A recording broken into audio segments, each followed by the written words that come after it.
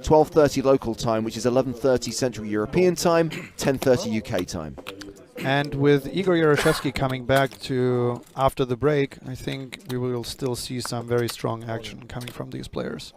He just creates action because he changes the whole style of the table by going very loose, usually. So we might see 2 calls here. Stadler opened with the king-queen. Volodko flatted with the 5s. Yu is shoved with the 8s. Call. And Volodko calls. Well, Yu has his opponent dominated. Good for you. Do you know what? I don't care if I'm a 4-1 favourite here. I'm getting in against Ivan Volodko. I am not happy in this spot if I am Nan Yu. That's right. He's already taking a picture of the possibly last hand he plays. The red triangle of death is in front of his stack. He needs 8s to hold here. And I'm not going to lie to you, I don't like his chances. Yeah, it doesn't feel like 80-19, does it? It doesn't. I like just got a feeling about this something. Volodko guy, like the poker gods are smiling on him today.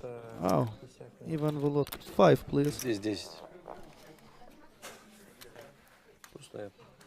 Oh, that's the smile of a Yu man sweating as well. who is confident about hitting one of his 2 outs. Boom! Oh! On the turn! Wow. Oh, come on! Jack or 8 now. But that feels like a 95-5 now. Yeah, Yep. capture it the for picture. posterity, Nan Yu. Horrible, horrible beat on day 2 of the EPT Sochi main event. Oh, Buddy, gets resets! it back. Why Very you nice. turn off the camera, man? We'll get a picture of that one. That's the one, really. Expecting the same of you, Finton. You've been learning Russian the last few weeks, haven't you? I can say privyet. I can say cocktail. That's all I got because we You got can say what, sorry? Okay, I'm not repeating because it's supposed to be how are you, and I might have butchered it. Yeah, I think you did. I think you said something very different. So Danilov, who's one of the shorties at the table, 14 bigs, makes it 7,000 here on the button. I have to say that this is this is incredibly aggressive off the short stack. You've got 15 big blinds, you look down at 10-7 off, you're not too far away from the money. Nearly everybody is going to be mucking this one, but the Russian lads like to play some street poker. He's got the sort of stack really that he should be either folding or just going all in with almost. I mean, this. Yeah, I mean, I'd say you could maybe sneak in an occasional raise fold, but 10-7 off would not be the hand I'd be going for it with. We do see the call from the small blind off a very large stack here. I'm going to go for Shakarine. Yeah, let's go for that. Sounds good. Shakarine. We don't know what his other card is as yet, but the 10 and the 7 have hit big style on this board. Daniluk knew something that we didn't. How do you get rewarded? You just straight away sit down to 10-7, easy game. It's disgusting, isn't it? Now, what he has to hope is that perhaps Shako's got ace-queen here, ace-10. Ace-queen! He has as well. It's a thing of beauty.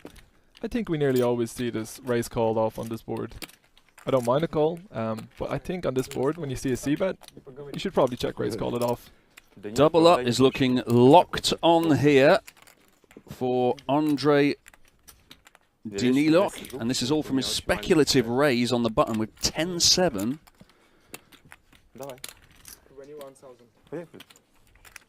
I don't think we see anything other than here than a pretty quick all-in. Once he's made it 21,000, he's never going to fold for the remaining 16, 17k. Or 14k, I should say. How long do you make this dwell up, though, to... Yeah, it shouldn't be too long. No. He's never raise folding that size.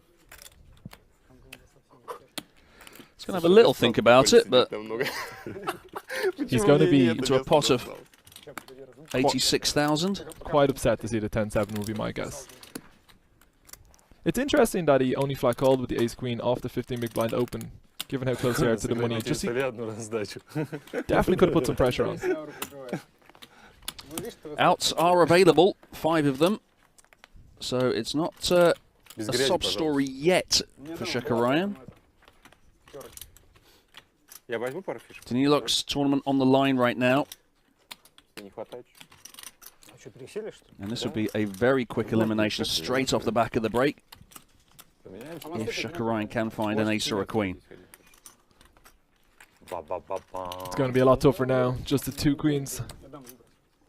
No one has a heart. So where are those 2 queens in the pack? Is it the next card coming out? Я ставлю короли в дамы, он говорит, нормально, я даму выкинул. Не понравился? Так я в Праге так же вылетел. Поставил 2 дамы, 2 валета, человек говорит, я валет. Да. Okay, Finton, what are they saying? Ровно открыли. They're saying, I knew that the 10-7-7 was coming out. Тяжелая была. Ну да, такая. Just to call with the kings. I mean, you do... I guess he didn't have a strong hand in a while and really wants to get some money into the pot. But Oh, 2 hearts on the flop here, and all of a sudden Kursakov has a foothold in this hand. yeah, this won't go far. But I do strongly prefer kings to be raised pretty much every time. It's just really sad when you only flat kings against something like pocket jacks or ace queen or ace king that certainly can jam against your 30 big blind stack. And getting it in pre-flop with kings, there's just few things that are better than that. You want to put in more money. Also, they can just call. If you're sitting, say, on 12 big blinds in the big blind, I can understand the flat a bit more. Because you, but against an under the gun opener, they have hands so often. Well, he As it flatted goes, pre-flop. though- He's not gonna flat again here, is he? He's I would expect that he raises. Yeah, that's right. He has He done. doesn't have a heart, so he'll try to get it in against the queen right now. King of Hearts, anyone? But he's gonna get it in nearly a flip, probably. King of Hearts. King of Hearts. Kinda kills the hand though as well, but I guess we can't see many interesting turns. Ace, then the King of Hearts would be the most Yeah. annoying run out probably. All in from Kursakov. Wow, he's pushed a lot. And an insta call from Tarantsev. This is a big one. All of a sudden, 363,000 in the middle here. 10 outs for Kursakov. Tarantsev is all in for his tournament life. You can see the old 4x rule here on the flop in terms of outs for your That's equity. it on the turn straight away. 4 outs. But Tarantsev still has outs, of course. He can hit a king or an 8. On the end here, can he find one to survive? It's thin. It's really thin. 4 outs to save his bacon. Oh, he's sad. I do understand that. See, now he has. Редко. С 8-ками, да? Там со стеком не повезло. Ну, 5 блайндов меньше, и сидел бы 700 уже, наверное, пас.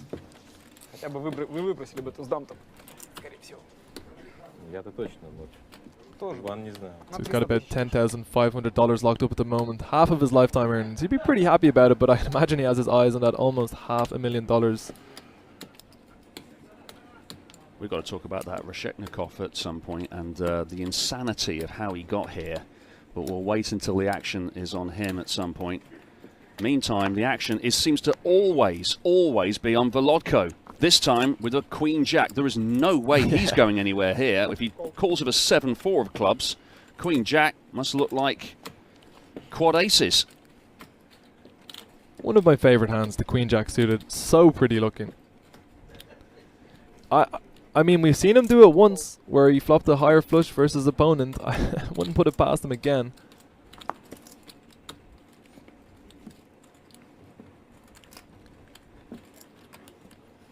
If he was to make a flush against Kursakov, given how the both of them been playing, I feel like it might be a very tough one to get away from. Breaking Bad's Jesse Pinkman likes the look of his ace-7, so he's going to like it even more now. Look at that flop there. But there's a bit of a problem, and that's because Pishagin has also got an ace, and he's got a better kicker. I'd be very surprised to see Kursakov continuing to 3 people here. It looks like he is going to continue that relentless aggression. Against 3 players on a board like that takes some doing. Certainly looks strong. I've got a feeling he might get looked up here, Vincent.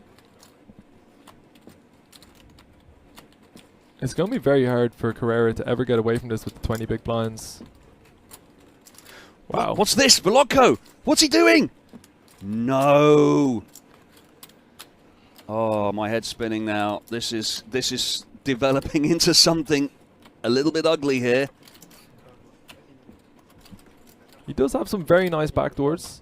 And Kurshakov is opening a lot of hands, but he's got to take into consideration that this pot is four-handed.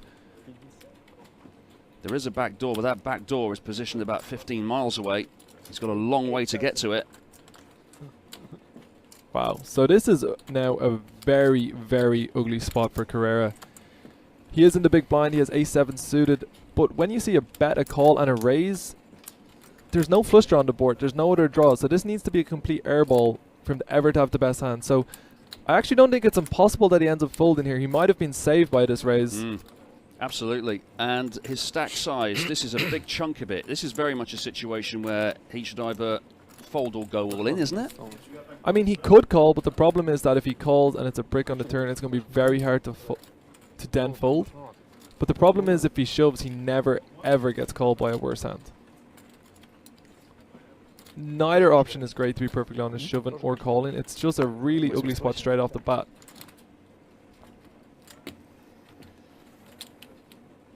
Well, maybe Volodko's helped him here because Pishikin had to make that big raise. He might have just flatted Kursakov's initial bet, meaning Carrera could have flatted or perhaps even raised. Wow. He's gone all in! And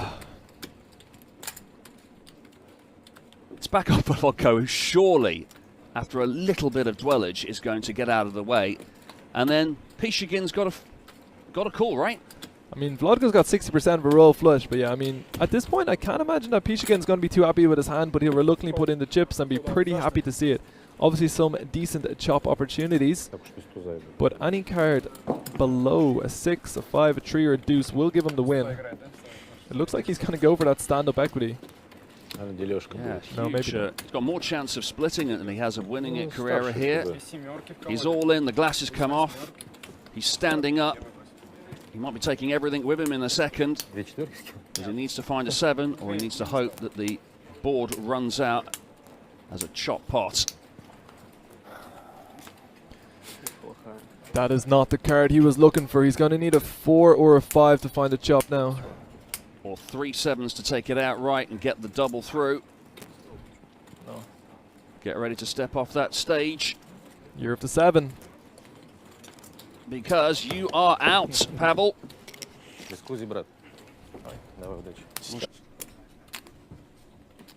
Volodko here has pocket queens in early position, and we know he likes to dance.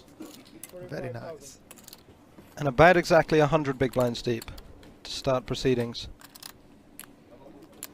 Can he find a dancing partner? He can. Shibotarev, how are we saying that one, guys? Shibotarev, I like it. Shibotarev. He's all in. All in with the AK.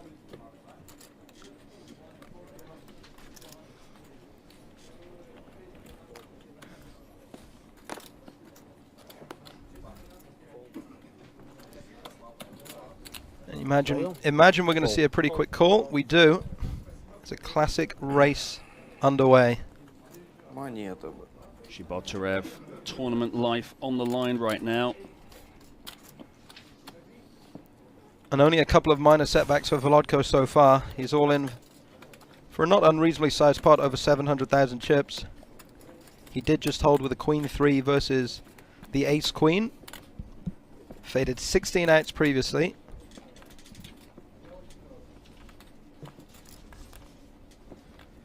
He's going to have to fade the Ace or the King here. And it's a very interesting start. He makes top set, but redraws abound. Gut shot straight draw to the 10, and of course, all of those clubs. 11 outs to hit and 2 cards in which to do it. 7 of hearts on the turn is safe. 1 card to come, still 10 outs.